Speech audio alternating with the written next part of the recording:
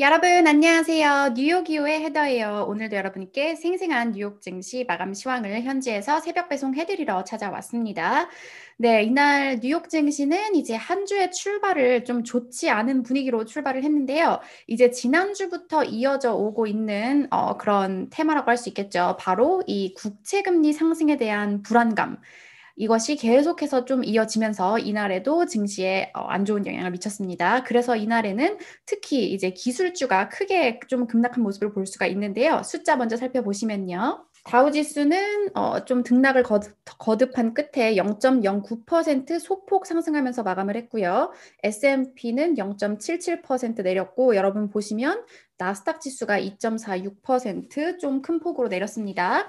이제 좀 개별 종목들 보시면 애플, 아마존, 테슬라, 뭐 구글, 알파벳 이런 종목들이 전부 다 좀 큰 폭의 하락을 나타낸 것을 확인할 수가 있는데요. 그래서 이제 제가 오늘 가지고 온 기사는 이 물가가 오를 경우에 이제 국채금리 계속 오를 경우에 어떻게 좀 준비를 해야 되는지와 관련해서 이제 배런스지에서 분석 기사가 있어서 가지고 와봤고요. 그리고 또 최근에 이제 비트코인이 매우 뜨겁잖아요. 이날에는 뭐 6% 내리고 있긴 하지만 또 옐런 재무장관이 비트코인을 비판하는 그런 발언을 또 한 번 했다는 소식이 전해져서 이렇게 두 가지 기사를 가지고 와봤습니다. 함께 살펴보실게요. 네, 먼저 이제 배런스지 기사를 살펴보시면 If inflation is coming, 만약에 물가 상승이 정말 오고 있다면 these stocks will benefit the most. 이 종목들이 가장 수혜를 받을 것이다 라는 제목이라서 저도 호기심을 가지고 봤는데요. 자, 이제 투자자들이 계속해서 물가 상승에 대해서, 물가 상승의 위협에 대해서 집중을 하고 있다. 지난 몇 달간 물가 기대가 계속해서 오르고 있다. 세인트루이스 연은의 이제 이 데이터에 따르면 투자자들은 향후 10년 넘는 기간 동안 이제 물가가 2% 위에서 계속 움직일 것이라고 예상을 하고 있다. 자, 이제 물가 기대가 올라가면서 10년물 국채 금리는 보시면 이제 9월 23일 0.67%에 머물렀던 것이 1.37%까지 오른 상태고요. 이제 뭐 예를 들면 그 부양책에 대한 기대감, 그리고 계속해서 경제 오픈에 대한 기대감, 그리고 백신에 대한 기대감이 지금 이렇게 국채 금리를 움직이고 있죠.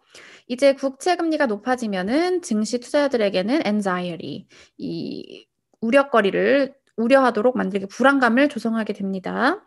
왜냐하면 이제 국채 금리가 높아지면은 더 안전한 채권에 대한 수요가 더 높아지기 때문이겠죠. 하지만 또 동시에 이제 물가가 오른다는 거는 경제 수요가 그만큼 견고하다는 뜻이기 때문에 단기적으로는 실적에 이제 플러스가 되는 요인이라고도 설명을 하고 있어요. 자, 그래서 이렇게 경제가 이제 새로운 확장을 시작할 때 항상 보시면은 이 순환주들 그리고 경기 민감주들이 수혜를 받는다고 나와 있네요. 보시면 financials 그러니까 금융주, 에너지 그리고 이제 산업 관련 섹터들이 가장 수혜를 받을 것이다. 특히 은행 같은 경우에는 이제 대출로 인한 그런 수익이 더 늘어나기 때문에 금리가 오를수록 더 좋다고 나와 있고요. 그리고 경제 확장 시기가 오면은 오일 그리고 다른 에너지 소스에 대한 수요도 늘어날 거기 때문에 원유 관련 주들도 이제 수혜를 볼 수 있다. 이렇게 말을 하고 있고요. 그리고 산업 같은 경우에도 이제 수요가 높아지면은 생산 공급망을 더 높이기 때문에 이득이 된다고 합니다. 그래서 이제 에버코어 전략가들의 자료에 따르면 가장 국채금리 상승으로 인해서 수혜를 볼 것 같은 그런 주로는 첫 번째가 파이낸셜 섹터가 뽑혔습니다. 금융주. 그리고 두 번째로는 에너지 섹터가 뽑혔고요. 그리고 세 번째는 산업주. 제가 앞에 쭉 말씀해 드린 그런 업종들이죠. 그리고 큰 수혜를 보지 못할 것 같은 종목 같은 경우에는 방어적인 그런 방어주들 그리고 예를 들면 이제 유틸리티나 필수 소비재 같은 경우에는 이제 물가 상승 기간에도 별로 큰 수혜를 보지 못한다고 합니다.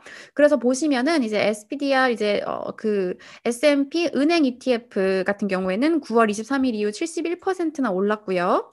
그리고 또 에너지 관련 ETF 같은 경우에도 53% 올랐고 산업 ETF도 이 정도 오른 상태라고 해요.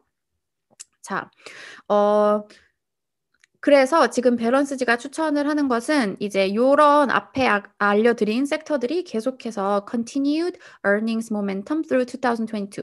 2022년까지는 어닝 실적 모멘텀이 계속해서 있을 것이라고 말을 했고요. 하지만 지금 몇몇 이 산업주와 에너지 종목 같은 경우에는 벌써 지금 S&P 500 과 이제 비교를 했을 때 그 밸류에이션이 상당히 높은 상태이기 때문에 조금 더 이 시가총액이 좀 작은 종목들 중에 밸류에이션이 너무 높지 않은 그런 종목들을 골라서 투자하는 것이 좋을 것 같다. 이렇게 조언을 하고 있습니다. 네, 이제 두 번째 소식은 오늘 바로 옐런 장관이 비트코인에 대해서 또 뭐라고 말을 했는지 간단하게 살펴볼게요. Yellen sounds warning about extremely inefficient Bitcoin. 비트코인이 극도로 효율적이지 않다면서 경고를 했다고 합니다. 네, 자 이제 보시면은 CNBC와의 그 컨퍼런스에서 CNBC와의 인터뷰에서 뭐라고 말을 했냐면요. 내 생각에는 비트코인이 이제 주로 이렇게 사용되는 거래 메커니즘이 아니라고 생각한다. 이렇게 말을 하고요. 그리고 어떤 측면에서는 네, 걱정이 되는데 왜냐하면 주로 이제 불법 거래에 사용이 되기 때문이다.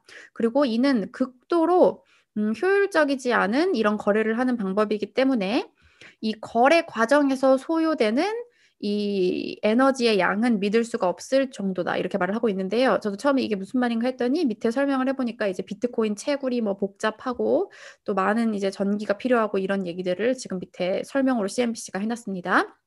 그리고 변동성에 대해서도 경고를 했어요. 아주 투기성 자산이기 때문에 사람들은 이 비트코인이 매우 변동성이 크다는 사실을 알아야 되고, 그리고 이제 잠재적인 손실로 인해서 고통을 받을 수 있다는 그런 사실을 알아야 된다. 자, 이렇게 최근에 이제 자주 비트코인에 대한 경고 메시지를 하는 모습을 볼 수가 있고요. 이날 비트코인은 7% 지금 7% 정도 하락하고 있습니다. 네, 근데 이제 요즘에 외신을 보면은 좀, 뭐라고 할까요? 그, 물가 상승이 증시에 악영향을 줄 것이냐 아니냐, 이거에 대해서 의견이 좀 많이 엇갈리는 걸 확인할 수가 있는데요. 먼저 리치먼드 여는 총재 같은 경우에는 이제 금리 상승은 문제가 되지 않는다. 장기 금리 여전히 낮은 수준이다.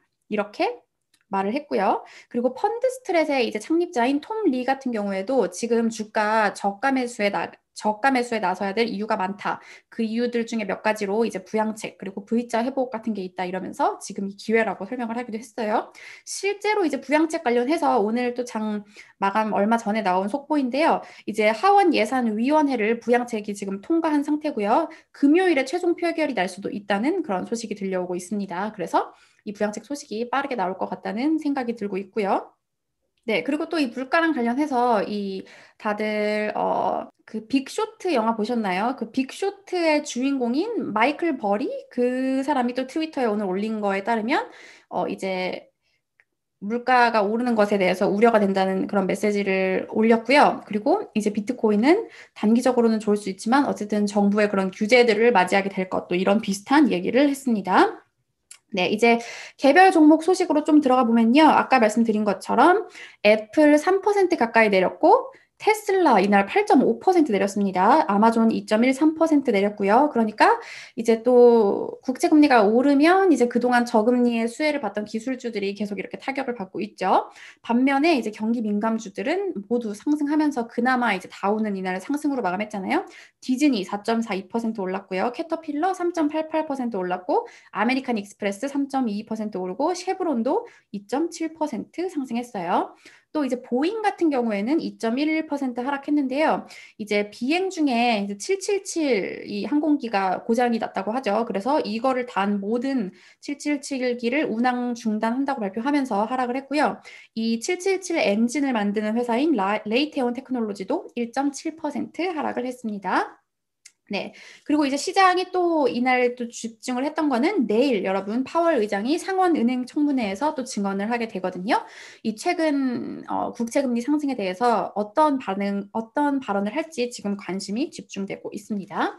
네. 그러면 이제 오늘 증시 전문가들 어떻게 평가하고 있는지 CNBC 마감 기사 통해서 살펴보실게요.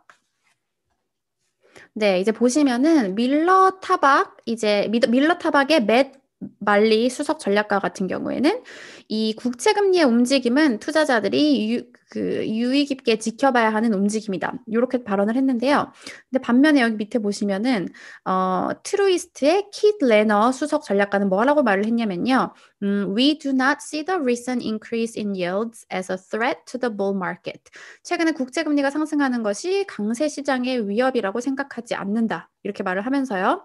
자, 우리가 지금 경제 회복 초기 단계에 있다는 것을 고려할 때, 그리고 또 이 통화, 재정 정책이 부양적이고 실적에서 가파른 반등이 나타나고 있고 상대적으로 우호적인 밸류에이션이 나오고 있는 것을 고려할 때 우리는 이제 증시에 대해서 비중 확대 입장을 유지한다. 이렇게 평가를 했습니다.